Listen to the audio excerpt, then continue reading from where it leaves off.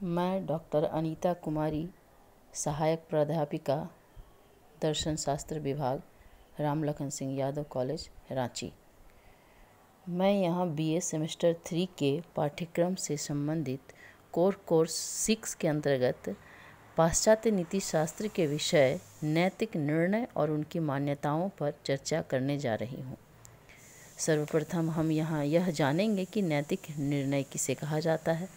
नैतिक निर्णय का अर्थ है यह आंकना कि मनुष्य के द्वारा किया गया ऐच्छिक कर्म उचित है या अनुचित, शुभ है या अशुभ। नैतिक निर्णय इस प्रकार हम उस क्रिया को कह सकते हैं जिसमें मनुष्य के ऐच्छिक कर्मों की किसी मापदंड से तुलना कर हम उसका मूल्यांकन करते हैं। ऐसे कर्मों को किसी नैतिक मापदंड से तुलना कर उनमें औचित्य और अनुचित्य का पता लगाया जाता है। इसलिए नैतिक निर्णय या किसी मनुष्य के किए गए कर्म जो ऐच्छिक हैं उनमें नैतिक निर्णय देने के लिए नैतिक मान्यताओं का होना आवश्यक माना गया है। पाश्चात्य नीति शास्त्र के अंतर्गत नैतिक मान्यताओं में मूल रूप से व्यक्ति, विवेक और आत्मनियंत्रण, इन 3 विषयों का होना आवश्यक माना गया है। इन्हीं के आधार पर किसी कर्म को उचित या अनुचित के मापदंड के अंतर्गत माना जाता है। लेकिन यहाँ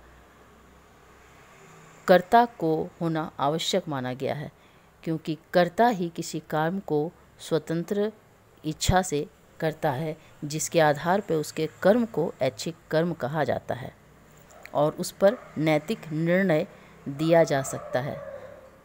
इस प्रकार शास्त्र में कुछ आवश्यक मान्यताएं हैं जिसके आधार पर सत्य मानकर ही शास्त्र के विषय में विचार किया जाता है। इन मान्यता को बिना माने बिना सिद्धांतों पर विचार नहीं किया जा सकता है। इनमें जो मान्यताएं हैं उन मान्यताओं में व्यक्ति, विवेक और आत्मनियंत्रण या संकल्प स्वतंत्रता को मूल रूप से माना गया है। और स्वतंत्र कर्ता से किया हुआ कर्म ही आंतरिक विवेक से संपन्न आत्मनियंत्रित ऐच्छिक कार्य कहलाता है। यह ऐच्छिक कर्म कर्ता के यथार्थ अभिप्राय और चरित्र को बतलाता है तथा इसी कार्य को हम नैतिक निर्णय का विषय मानते हैं। इसे ही नैतिक दृष्टि से उचित या अनुचित कहा जाता है। व्यक्ति, साधारणतः हम लोग व्यक्ति उसे कहते हैं जिसमें व्यक्तित्व हो, अर्थात जिसमें कुछ आकृति और प्रकृति हो। मनोविज्ञान के अनुसार व्यक्ति वो है जिसमें शारीरिक और मानसिक सुख दोनों हो। इससे यह स्पष्ट है कि व्यक्ति में मानसिक गुण का होना आवश्यक है। नैतिक दृष्टि से व्यक्ति वही है जो विवेक संपन्न हो। विवेक से सत्य और असत्य तक का पृथक्करण किया जाता है, अर्थात जिस व्यक्ति में विवेक है वही उचित, अनुचित, शुभ, अशुभ, भले बुरे का विचार कर कोई कार्य कर सकता है। इसलिए विवेकशील या विवेक संपन्न व्यक्ति को ही व्यक्ति माना जाता है। व्यक्ति ही उचित अनुचित का विचार कर कोई कार्य करता है। पशुओं में विवेक नहीं होने के कारण उसे मानव जगत से अलग कर दिया गया है और इसी विचार के कारण ही व्यक्ति को कार्य के फल या परिणाम के प्रति उत्तरदायी या जिम्मेवार माना जाता है। ऐच्छिक कर्म ही नैतिक निर्णय का मूल विषय है। इसके साथ ही साथ विवेक को यहाँ नैतिक मान्यता के अंतर्गत माना गया है। विवेक मनुष्य के आधारभूत स्तंभ हैं और यही व्यक्ति का मुख्य धर्म है। कुछ क्रियाएं पशु एवं मनुष्य में सामान्य हैं। एकमात्र विवेक के कारण पशु एवं मनुष्य में भिन्नता दिखलाया गया है और मनुष्य को श्रेष्ठ प्राणी माना गया है। पशु में प्रवृत्ति होती है जिसे पाश्विक प्रवृत्ति कहा जाता है। पशु के सभी कार्य इसी प्रवृत्ति के कारण होती है।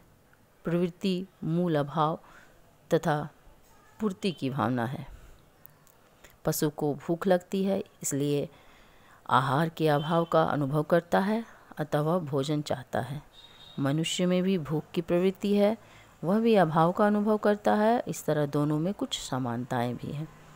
मानव में अभाव के कारण जो भावना उत्पन्न होती है उसे चेतन इच्छा कहते हैं।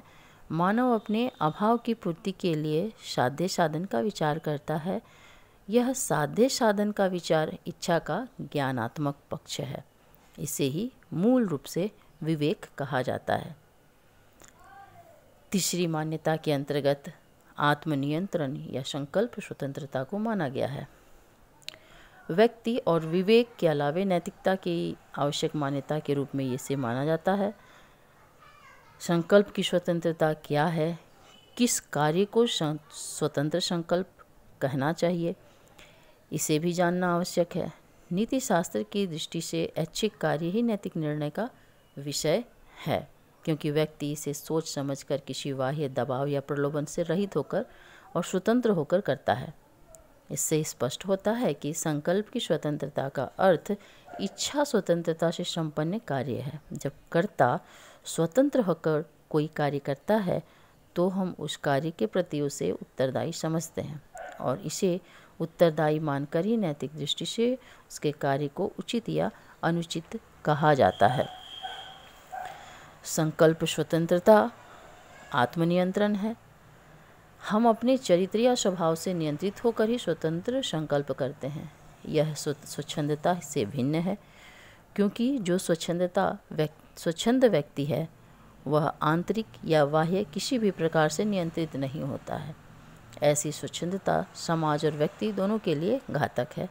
कोई भी कार्य करने के लिए हमारे ऊपर बाह्य दबाव नहीं होना चाहिए, लेकिन हम अपने अच्छे या बुरे स्वभाव या चरित्र से अवश्य नियंत्रित होते हैं। इसलिए कहा जाता है कि प्रत्येक ऐच्छिक कार्य हमारे चरित्र या स्वभाव को बतलाता है। व्यक्ति कार्य करने में स्वतंत्र है, लेकिन वह स्वनियंत्रित है। वह अपने चरित्र या स्वभाव के अनुकूल ही कार्य करता है। हम विवेक के अभाव में साध्य साधन का विचार नहीं कर सकते, किसी विकल्प का चयन भी नहीं कर सकते। यदि विचार कर कार्य नहीं करते हैं तो उनका कार्य ऐच्छिक नहीं कहा जा सकता, और ऐच्छिक कार्य नहीं होने के कारण उनके कार्य का मूल्यांकन नैतिक दृष्टि से नहीं हो सकता। अर्थात हम अपने विवेक के कारण ही अच्छे बुरे विकल्प को चुनने की स्वतंत्रता रखते हैं, और इस संकल्प विकल्प के आधार पर वह उत्तरदायी होता है। अर्थात व्यक्ति अपने कार्य के प्रति जिम्मेदार हो जाता है। इस तरह यह स्पष्ट है कि व्यक्ति के ऐच्छिक कर्म में स्वतंत्रता एवं नियंत्रण दोनों विद्यमान हैं। स्वतंत्रता नैतिक कर्म की पूर्व मान्यता है।